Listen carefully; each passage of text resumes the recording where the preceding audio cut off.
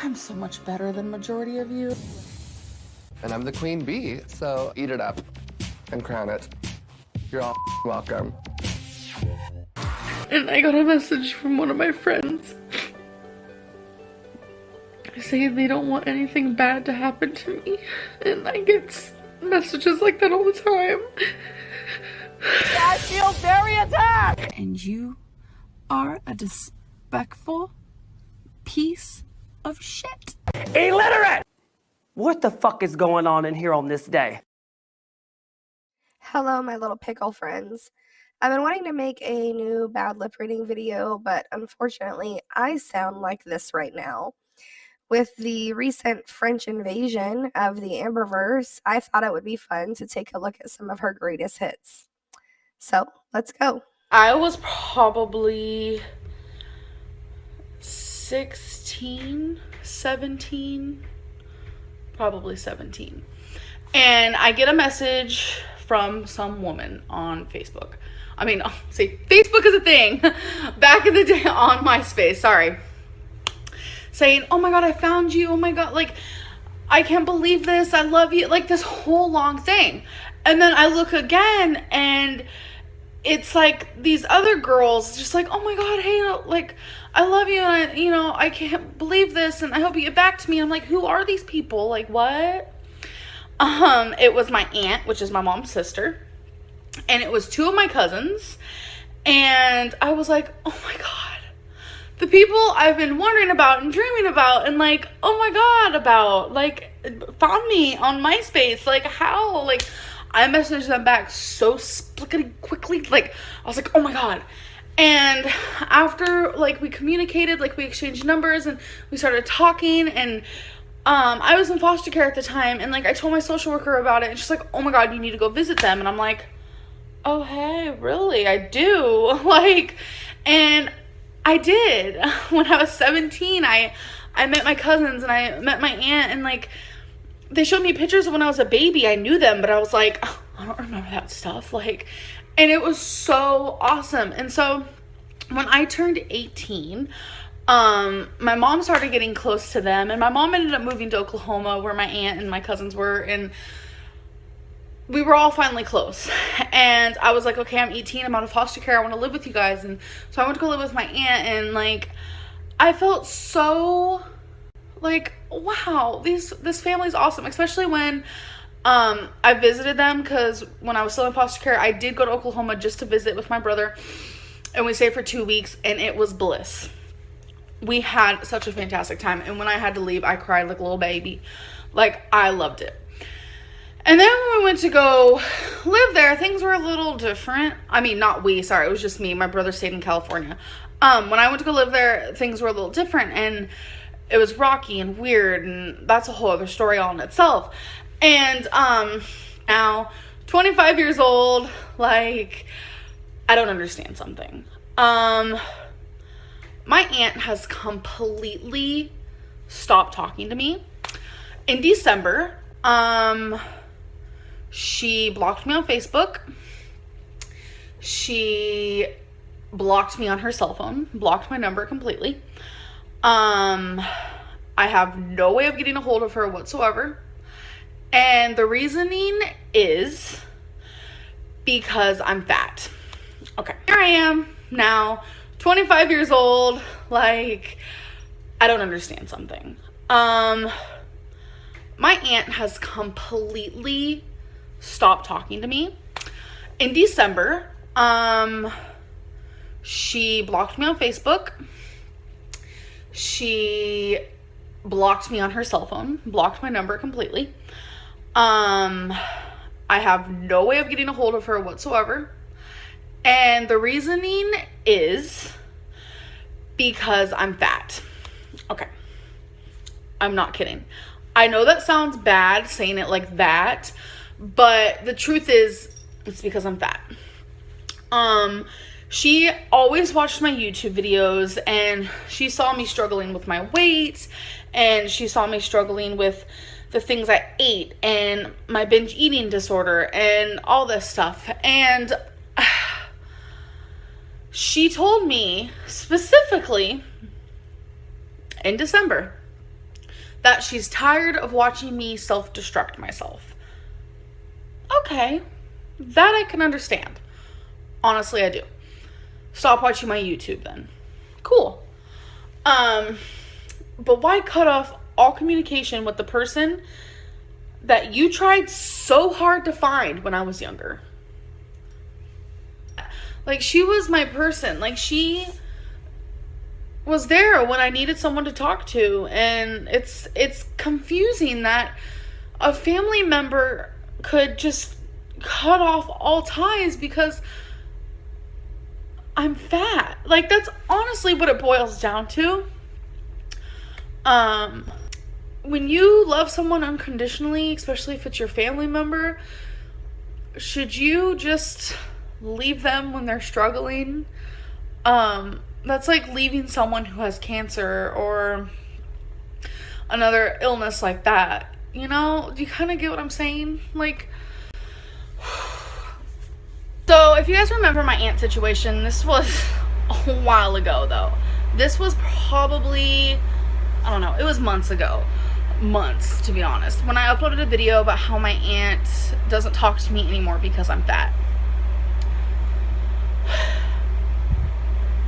I'm a little on edge about that. I ended up talking to her and my cousins regarding that video. I had no idea they were gonna see it. I had no idea my aunt even watched my YouTube anymore or anything, and they were greatly offended. But at the time, I was vulnerable and I was upset, and I really felt like blaming my weight on everything was just like the easiest way to go. It's hard. Like, I have a weight issue, and I have, you know, mental issues that cause, you know, me to be bigger. You don't just get this big for no reason. It just doesn't work that way. Like, of course, you can get, you know, overweight. That's normal, but to become so morbidly obese, there's something wrong. And I kind of wanted to ignore all that and just be like, oh, my aunt doesn't talk to me because I'm fat. I just thought it would be easier. There's more to me than my weight when it comes to me and my aunt's, you know, relationship. I pushed her away because of just who I am and how I am as a person. And that's the truth. And it's really not, has anything to do with my weight. At the time, I felt like that. Sometimes I still do. I really don't know. I think I gave her a lot of excuses as to who I am. I fibbed to her a few times just so she would stay in my life. I know that sounds so fucking strange, but I don't know. That's really all I want to say regarding that is, no, my aunt, you know, she didn't stop talking to me because I'm fat. She stopped talking to me because of the issues I brought upon her, I guess. And if she's watching this, I am so sorry, and I really just, I wish I could change who I am as a person, because I really want my aunt back. Like, it affects me, it really does. Sorry. My first, like, live-in relationship was with a girl named Cassidy. I feel very strongly about this, and I feel like it's okay for me to say her name because she's transgender now, so she's not Cassidy no longer. So I'm able to say her name because she's a once was person. Like, Cassidy is no longer here anymore, obviously. I'm not gonna say his new name because we're talking about her. Transgender talk is too confusing, so we're just gonna leave it as that. So her name was Cassidy, and it was first long distance, and I was living in Oklahoma for a bit of that time when it was long distance. By the way, she lived in Arizona, but when I first started talking to her, I was in California, but then I moved to Oklahoma, and I was going to Arizona for just a month to visit her. Like, we were in love, thoroughly in love. We were together for, I want to say, about a year and a half before I went there and, like, stayed with her for a month. So I was there for, like, 2 weeks. And I called my mom and I was like, oh my God, I miss you so much, you know, because I was living with her and my grandma at the time. And on the phone, she told me, your grandma said you can't come back to Oklahoma. You can't come live with us. And I was like, what? Like, where do I go? I was really scared. I had literally nowhere to live. And Cassidy's mom was pissed because I think she knew right then and there she's going to have to take on, like, me. Because I had nowhere to go. I didn't have a job because I was in Arizona just for a month. So I didn't have a job. I didn't have anywhere to go. I had no car. I had nothing. And I just got done being in foster care. So I was like, oh my gosh, like, because being in foster care, like, you're very, like, taken care of in a sense, you know? Like, they always make sure you have a roof over your head and stuff like that. And I was like, oh my God, I'm 18. I don't know what I'm going to do. And this whole thing. But Cassidy's mom let me live there. And it was a very small apartment. I'm talking, like, I think it was, like, 450 square feet. There were, like, no doors. Cassidy and I ended up having to use the living room as our bedroom. It was just, it wasn't good, but I was so happy. I was like, oh my God, I'm gonna live with my girlfriend. Like, we're so in love. It's like so amazing. And I felt blissful in a way, if that's the right word to use. Like, it just felt really good. We got along really well.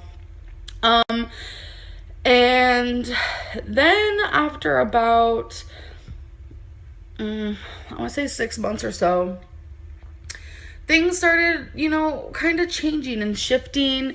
I don't really know if I want to, like, go into, like, grave detail. We still loved each other a lot. After 6 months, we'd been together for over 2 years, and we were living together and this and that. And I noticed we started arguing a little bit more, just over stupid stuff. Like, I could tell you that right now. And I still remember the first time she ever got physical. We had a laundry room in the apartment complex we were living in, and we were walking to the laundry room. And I remember back then I would do our laundry for us. I didn't really like people touching my laundry. I still really don't, but I let Destiny do it because I trust her. But I had this weird thing with, like, people touching my laundry, whatever. So she was helping me carry, I guess, laundry to the laundry room. I don't remember really what we were arguing about, but I know it must have been something really stupid, probably about the laundry, blah blah blah. And she was carrying her clothes, I'm pretty sure I remember, and I was, like, carrying mine. And then I want to say this happened, it's been like 6-7 years, so memories are kind of like fading here and there. But I do remember us being on the sidewalk, and I remember her dropping what was in her hands, and she took me by the throat and she started yelling at me. I was like, what?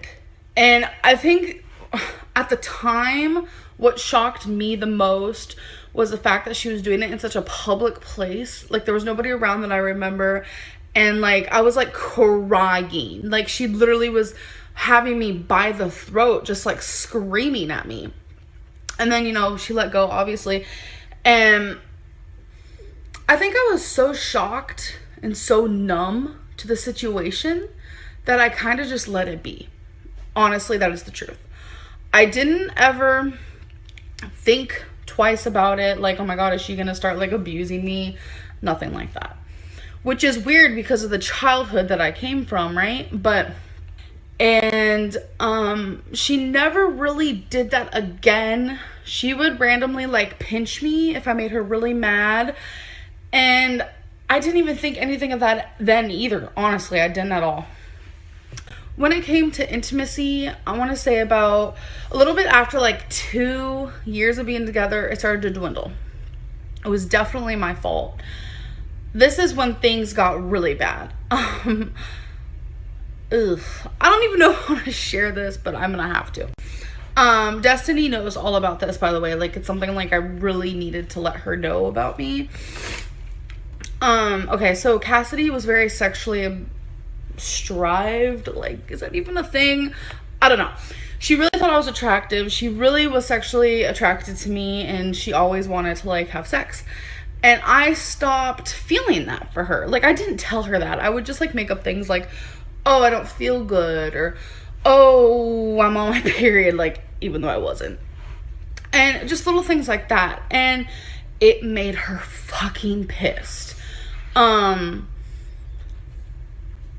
you say no to someone, whether you've been with them for like a month or whether you've been with them for like 6 years, if you say no to a sexual act, your partner should accept that. That is where I firmly stand. But she didn't. And she would literally sit there and beg me. At first it was like cute little begs, like, oh, come on, baby, whatever. But then as time gradually went on, it became, you're gonna fucking touch me whether you like it or not. And I was like, you can't force me. And little did I know she can. That's when she started punching me a lot. She would aim for my belly. I don't think she ever actually hit me in the face. Her favorite spot was my stomach. She would punch me really hard in my stomach. She'd punch me like around right here a lot. She would punch me on my arms, and she would continuously do it until I agreed to make love to her or have sex, whatever you want to consider it. So not only was I being physically abused, but I was pretty much being like raped. That is what I consider it, because I continuously would say no to her. It was such like a bad mixture of everything. And this would go on. This would happen probably weekly. God, here are the tears. I was trying to be strong for this video. A lot of people would ask, why didn't I hit her back? Why didn't I leave her in that, in that stance? I loved her. At the time, I was confused. I didn't love her like as a girlfriend. I just loved her as a person. She was that first true relationship I was in, and we had such amazing times that I just felt like maybe one day she'll stop being like this. Maybe one day she'll stop forcing me to have sex with her. One day she'll stop hitting me. And as many times as I felt like, okay, maybe things will change, it just kept getting worse and worse after that moment. Like, not only was she hitting me because I wouldn't have sex with her, she was hitting me if I wouldn't do the dishes on time. She would push me up against counters. And one thing she never did was she never like called me names. Never. And I was like living in that like moment of sticks and stones may break my bones, but words will never hurt me type of thing. Where it's like, okay, hitting people, blah, blah, blah. But if like she started emotionally hurting me, then I should leave. I was just in a very unhealthy situation. And as time went on, I really wanted to leave. That was when I met Crystal online. It just kind of fatefully happened. Like, I was not looking for a relationship. I was in a relationship. Me and Crystal became really good friends. And then I started realizing, like, Crystal is what I need in my life, not Cassidy. Cassidy is abusive. And not only is she abusive physically, but she's abusive, like, sexually. And that is not okay. And I remember one time particular when we weren't arguing about anything like sexual or whatever. I don't remember what the argument was. I know her mom was home. Her mom was in her room, a very small apartment, so we were like arguing in whispers, like, so she couldn't hear.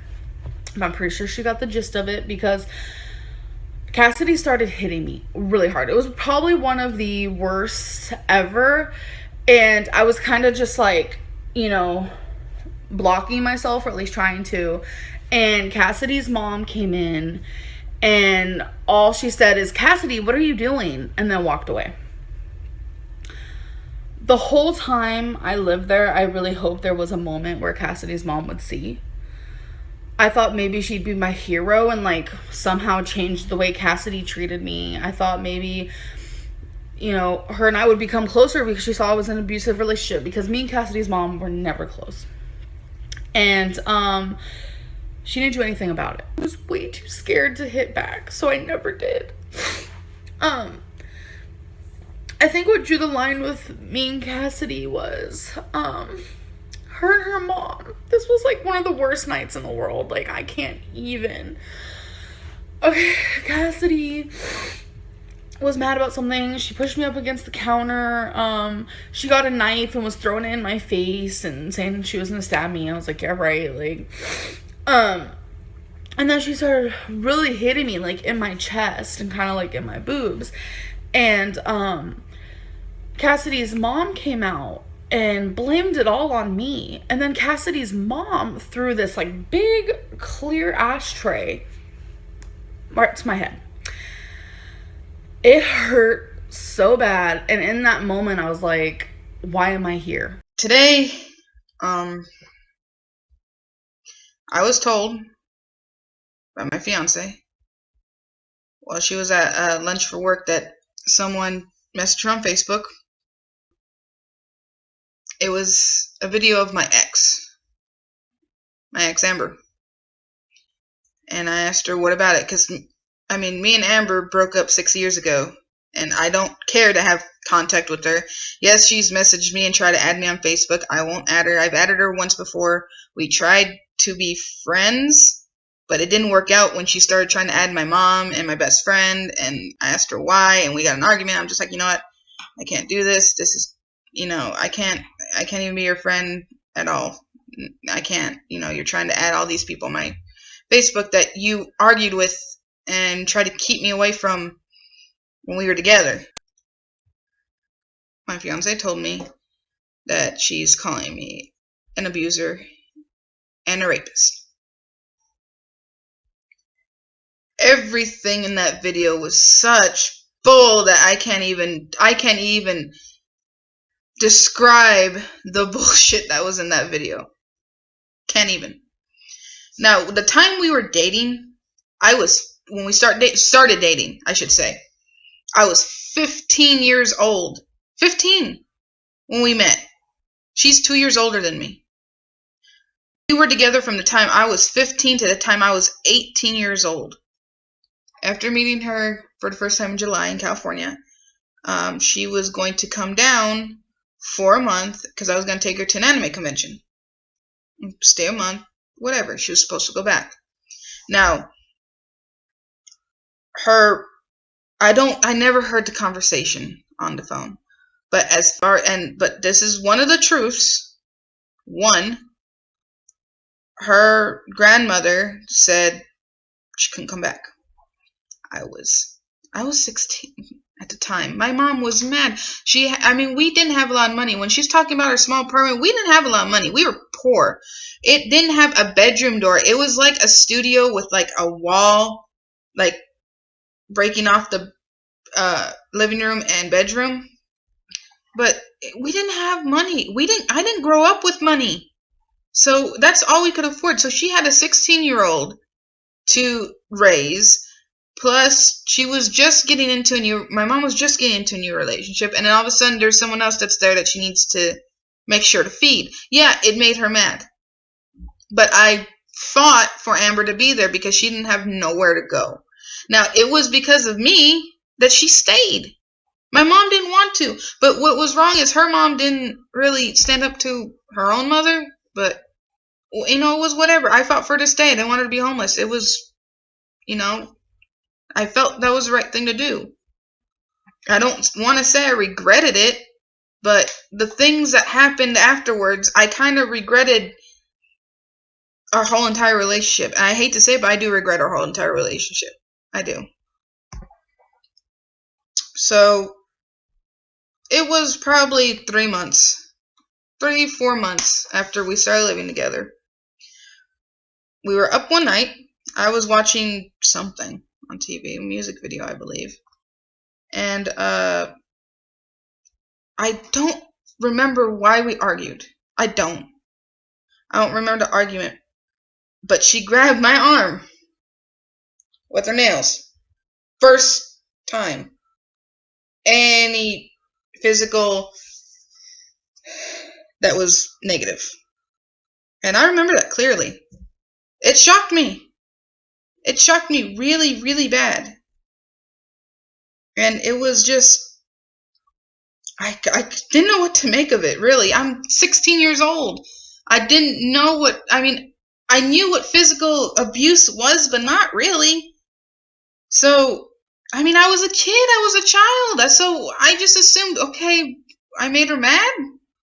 I mean, when I would get my mom mad, she'd spank me, or she'd like,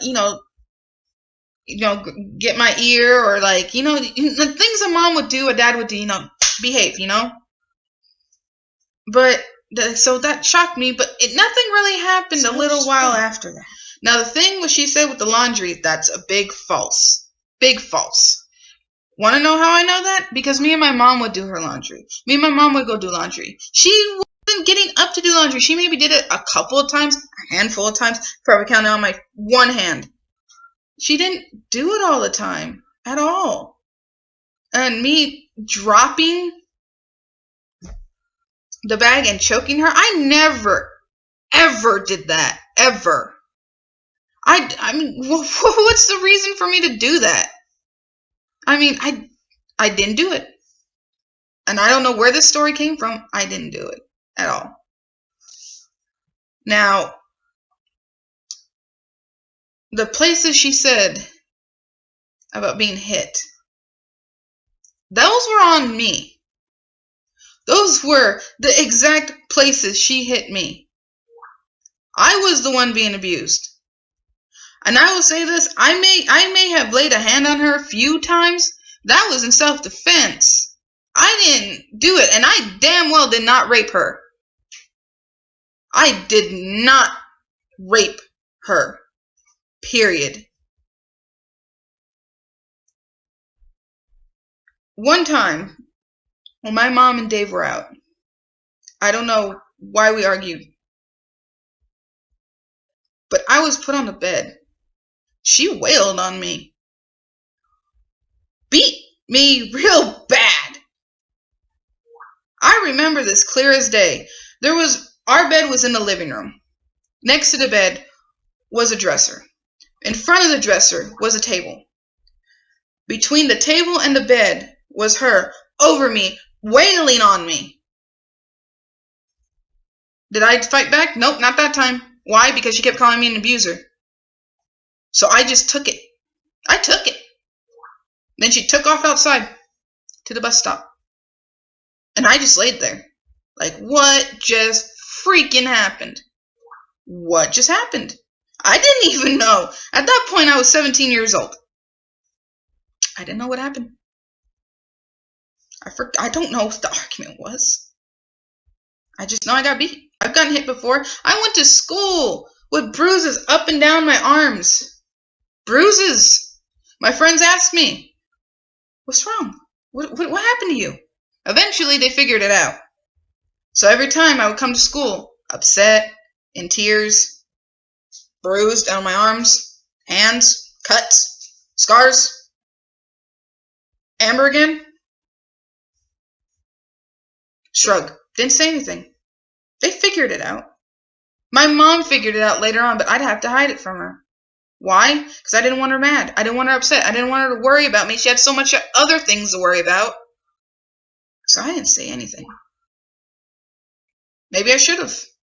I was so messed up from the abuse, the mental abuse, the verbal abuse, that I had to see psychiatrists. I had to go and see psychiatrists because I was having anxiety attacks every day. I couldn't even be in my classroom. I would ditch and I would go read in the freaking bathrooms because I couldn't stand to be around people. I just wanted quiet. I wanted to be alone. I wanted to seclude myself from everybody. I had such mental issues from being with her that I ended up for a weekend from Friday to Monday in a mental hospital. In a mental hospital. RAPE, rain and petals, eavesdrop. I used the wrong word. Rain and petals, eavesdrop. I used the wrong word. Rain and petals, eavesdrop. I used the wrong word. My mental hygiene has been rotten and stirred. So I just wanted to start this video by saying there will be ads in this video because I want to donate all the proceeds, every single last penny that I make on this video towards Becky's mom. So we kind of want to make this whole video. Becky wanted to keep this private and off of YouTube, but it's now like on YouTube and people know about it. So her and her family have agreed that we want to share a GoFundMe. So we're going to explain everything and kind of talk about Becky's mom's journey with breast cancer. So the GoFundMe is going to be down below, and we're going to talk more about that. Just please, you guys, listen to this whole video and watch as many ads as you can so we can donate as much as we can to her mom. Me and my mom have always been very close, and when this came about, it's easily one of the hardest things that my family's ever been through. And she went and had a annual mammogram, and she didn't expect anything to, you know, come back, and she had to have surgery. So we went up to a town that's very far away from where we live. It was about a 2.5 hour drive. I mean, I know it doesn't seem like that far, but it felt like an eternity going up there. And so she had it removed with a few lymph nodes because they had to test them. And so we thought that was that. You know, she did have to stay an extra night because she stopped breathing during the surgery. And we took her home. We thought everything was going to be fine. She had a hard time healing. Amberlynn and I both did our part the best we could, along with my sisters and my mom's husband. And we thought everything was going to be fine. We really did. We all helped tremendously. And me and my sister, I took her to that faraway town again. And we were just supposed to get the results. And when the doctor saw the results himself, because he didn't have a chance to go over them, he was just going to finally see them when my mom seen them, his face went white. And he started like stammering on his words, and he had to get up and leave the room. He made an excuse that he forgot a paper, but my sister seen that very paper he said he needed sitting on the table.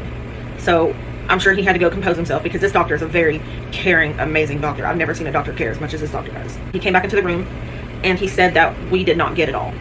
It had spread a little further, and it was just so small that he would have literally had to have microscopes in his eyes to see it. And they did find cancer cells in the lymph nodes. He said it didn't necessarily mean she had cancer in her lymph nodes. It's just the cells were there, and it was possible. I feel that now there has been an enormous amount of negativity about Amberlynn surrounding it because of a certain person decided to get on there and share, which I know my mom is okay with now. It was my choice not to share it, and now that it is out, I'm asking for, you know, help on this GoFundMe. It was set up by my sister, and the expenses are ridiculous. We don't know if my mom's insurance will pay for the chemo. The gas back and forth is going to be outrageous. Me and Amberlynn have helped, and we will continue to help. And the proceeds from this video, all of whatever we make off this video, is going to go straight to my mother. I'm just asking from the bottom of my heart that you donate anything you can, even if it's $1.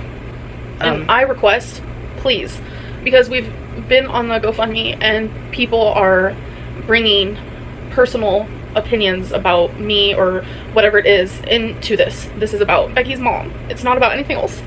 So her family and us, we have requested just kind of leave that out of it, because this is currently, we're trying to have as little stress as possible regarding this. Because, like I said, I don't know if her insurance is, if they will pay half, if they won't pay at all, because she was supposed to have a genetic testing for if it could be anywhere else in her body and what kind, and the insurance refused to pay for that, and the doctor said she needed that. So we're just trying to rack up as much money, and I've already, you know, given them money off of the GoFundMe to help, and we are just trying our best. And it's like sometimes, you know, 1 or 2 people's help just isn't enough in certain cases. So sometimes, you know, people have to ask for help.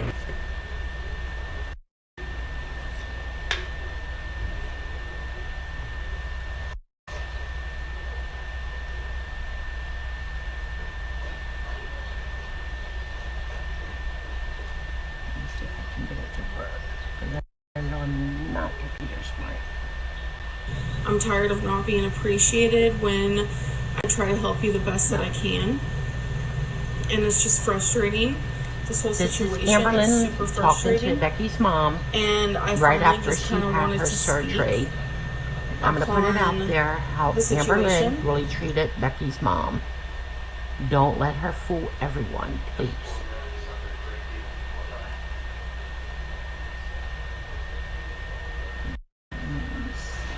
I am not trying to argue with you. That is the last thing I want to do since you just got out of surgery. I don't want to cause any more stress onto you, onto Becky, onto anyone in your family, onto myself, because that's just not going to fix anything. I am just tired of the added drama onto my YouTube, and I'm tired of not being appreciated when I try to help you the best that I can. And it's just frustrating. This whole situation is super frustrating. And I finally just kind of wanted to speak upon the situation. So she wanted to speak on a situation that became about her when Norma had just got out of surgery.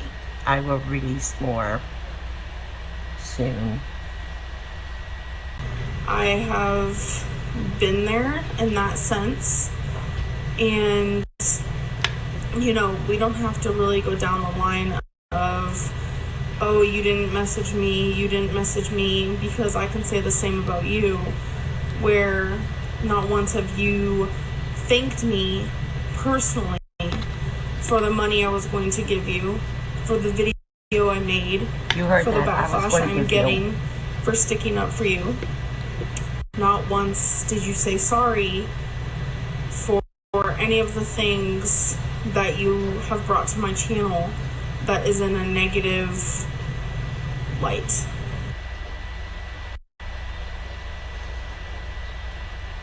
Furthermore, everybody knows where you all live. You all the ones saying you was being stalked. Everybody and their brother knows where you live. Hannah and Rafe is the one that let that out. And they had treated Becky like shit. Screwed her over. And what did you do? You wanted them back. It's all your fault. So don't be sending me messages telling me to please stop commenting. I'm done commenting, but you could have at least picked up the phone. You could have called me, and we could have talked about this. You have not once called me and said, Norma, I am so sorry that you have cancer.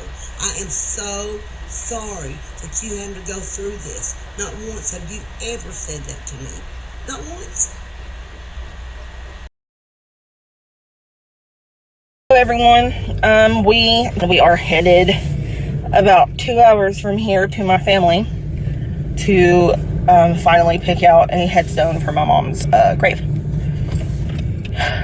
And then we have to go back to her house. Haven't been there since the funeral, and it's going to be extremely difficult, but I think I'll be okay. So that is what we are doing today. I love you. So Becky and her sisters and her mom's lifelong partner are across the street looking at headstones, and I'm just feeling sort of emotional. And out of respect, I didn't obviously go over there.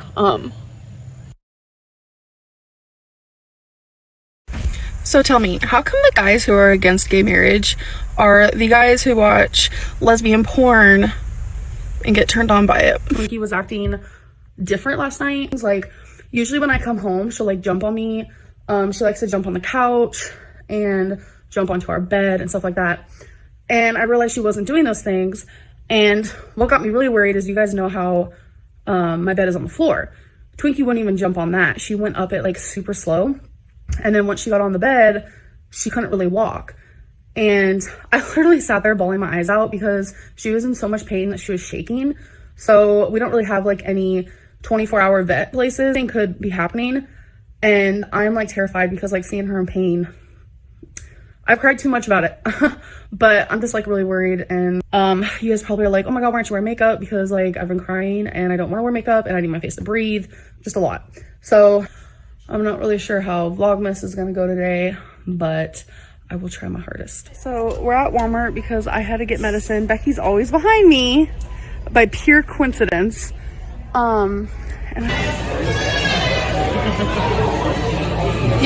So this video has been in process for a little while now. If you saw my community post, I've been pretty sick. I've got a pretty severe ear infection, so I'm just gonna stop this one here. I may go back and redo this or do a part 2 something, but here it is for now. Thanks for watching. Love you. Bye. Let me tell you right now, I hate food more than anything. Ask me how I'm doing. I'm standing here in utter shock. Goodbye.